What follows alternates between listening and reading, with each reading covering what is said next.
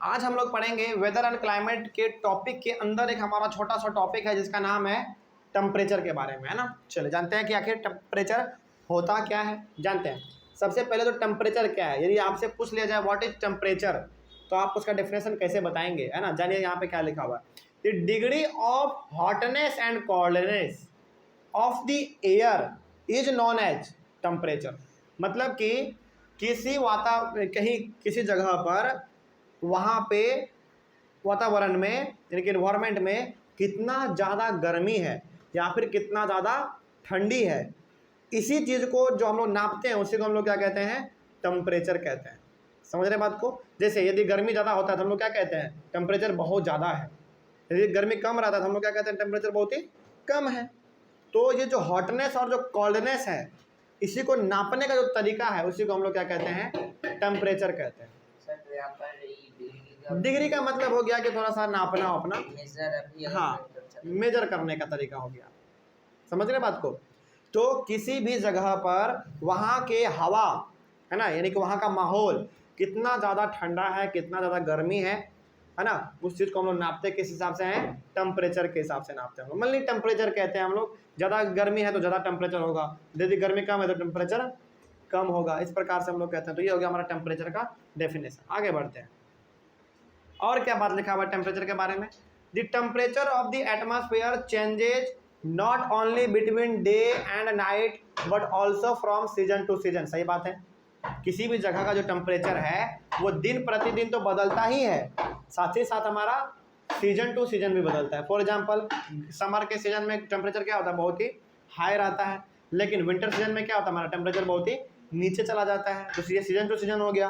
उसी प्रकार से डे टू डे एग्जाम्पल भी हमारे पास है। फॉर एग्जाम्पल आज मौसम थोड़ा सा हमारा ठंडा है ना, यानी कि गर्मी नहीं है तो टेम्परेचर बहुत ही कम है, और ये तुरंत धूप निकल जाए तो टेम्परेचर ज़्यादा हो जाएगा। यानी कि टेम्परेचर हमारा दिन प्रतिदिन भी बढ़ता घटता है और सीजन टू सीजन भी घटता बढ़ता रहता है। आगे बढ़ते हैं। An important factor that influence the distribution of temperature is insolation.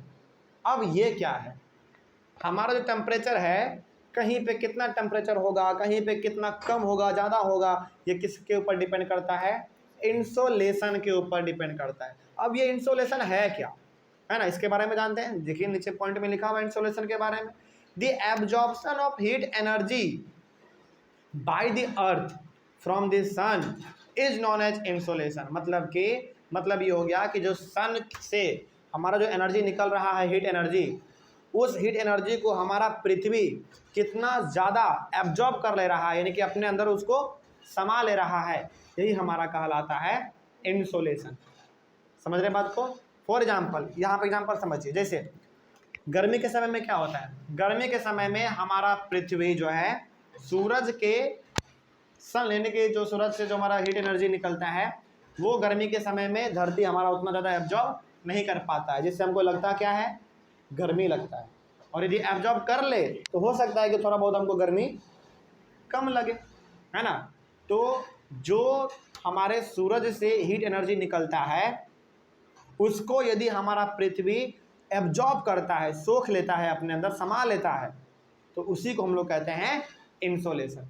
अब जैसे मान लीजिए कहीं का ज़मीन ऐसा है जहाँ की वहाँ के ज़मीन ना सनलाइट को एब्जॉर्ब ही नहीं कर रहा है, तो क्या वहाँ का माहौल ज़्यादा गर्म होगा, है ना, वहाँ पे टेम्परेचर ज़्यादा होगा। लेकिन यदि कहीं का ज़मीन ऐसा है, कहीं का मिट्टी ऐसा है जहाँ की सनलाइट को एब्जॉर्ब कर ले रहा है, अपने अंदर समा ले रहा है, तो वहाँ का हो सकता है कि टेम्परेचर थोड़ा सा कम हो, है ना, ये होता है। चलिए आगे बढ़ते हैं फिर।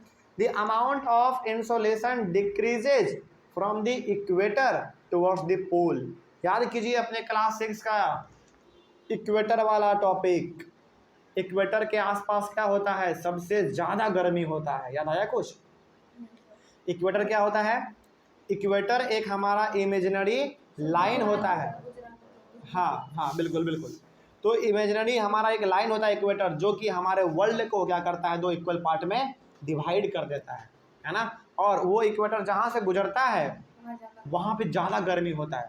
और उस इक्वेटर के ऊपर हमारा कौन सा पोल होता है, नॉर्थ पोल। नीचे कौन सा पोल, साउथ पोल। तो जैसे जैसे आप पोल के ऊपर, पोल की ओर आगे बढ़ेंगे यानी कि आप चाहे तो नॉर्थ पोल चले जाइए इक्वेटर से, या फिर आप इक्वेटर से साउथ पोल की ओर आगे बढ़िए।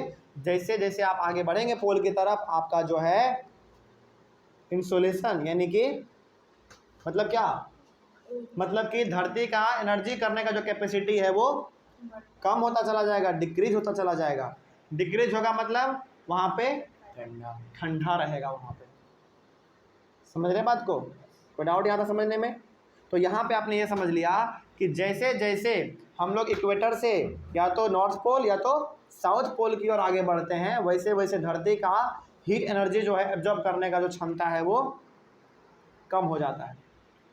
समझ रहे बात को? और यदि कम होगा तो वहाँ पे ठंडा ज़्यादा आपको महसूस होगा, है ना। चलिए आगे बढ़ते हैं फिर।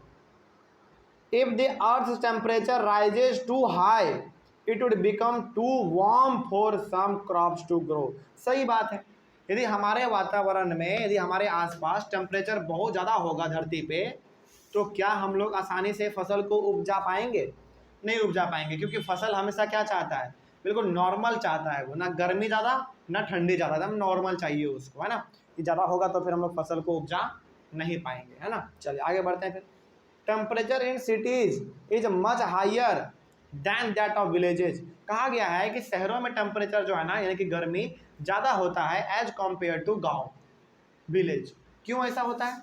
ऐसा इसलिए होता है क्योंकि शहरों में हमारे पास फैक्ट्री होते हैं, अलग अलग गाड़ी चलते हैं, जो गाड़ी से हमारा धुआं निकलता है वो सारा क्या करता है? इन्वायरमेंट में गर्मी पैदा करता है। क्या आपको गांव में उतना फैक्ट्री मिलते हैं क्या? क्या गांव में आपको उतने कार मिलते हैं क्या? ट्रक मिलते हैं क्या? नहीं मिलते हैं। इसीलिए गांव का वातावरण जो है ना वो बहुत ही साफ रहता है। और गांव में उतने बड़े बड़े बिल्डिंग नहीं होते हैं। यहाँ पे इतना बड़ा बड़ा बिल्डिंग है ना कि बिल्डिंग के बीचों में ही हमारा धुआं पॉल्यूशन फंस के रह जाता है, जिसके कारण होता क्या है? गर्मी ज़्यादा लगता है हम लोगों को, है ना। हवा फ्रेश एयर आ ही नहीं पाता है। ठीक है, आगे बढ़ते हैं फिर।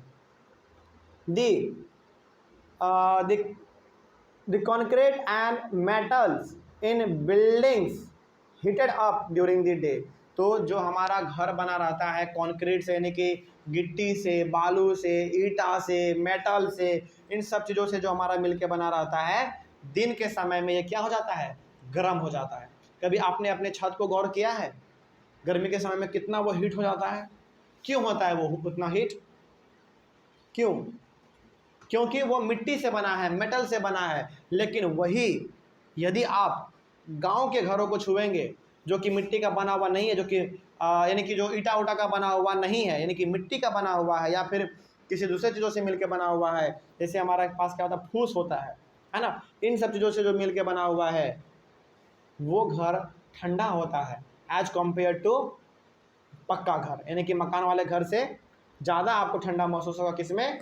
ऐसे घर जो कि मिट्टी से बने हुए हैं और जिसमें कि फूस ये सब भूसा ये सब बना के लगा के इस्तेमाल हुआ है। ठीक है ना, आगे बढ़ते हैं फिर।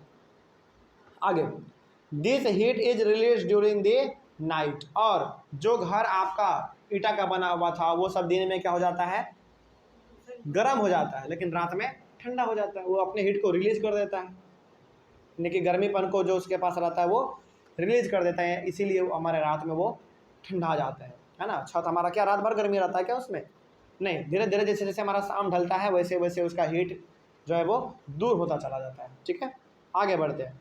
उसके बाद also the crowded high rise buildings, मतलब कि बड़े बड़े बिल्डिंग, एकदम सटे सटे बिल्डिंग जो आपस में होते हैं, of the cities trap the warm air and thus raise the temperature of the cities. तो शहरों में क्या होते हैं? जब बहुत बड़े बड़े बिल्डिंग होते हैं, सब आपस में जुड़े जुड़े रहते हैं, उन्हीं बीच में हमारा क्या हो जाता है? जो गर्म हवा होता है वो पूरी तरीके से फंस के रह जाता है, जो पोल्यूशन है वो फंस के रह जाता है, जिसके कारण शहर का टेम्परेचर हमारा बहुत ही हाई हो जाता है ना। बहुत ही गर्मी लगता है हमको शहर में, लेकिन गाँव में ऐसा नहीं है। गाँव का वातावरण बहुत ही अच्छा रहता है वहाँ का। ठीक है, यहाँ तक कोई डाउट? चलिए आगे बढ़ते हैं फिर। अगले वाले क्लास में हम लोग डिस्कस करेंगे एयर प्रेशर के बारे में। ये एयर प्रेशर क्या है इसके बारे में हम लोग अपने अगले वाले क्लास में जान लेंगे। यहाँ तक में कोई डाउट हम लोगों को? चलिए मिलते हैं फिर अपने अगले वाले क्लास में। Thank you very much.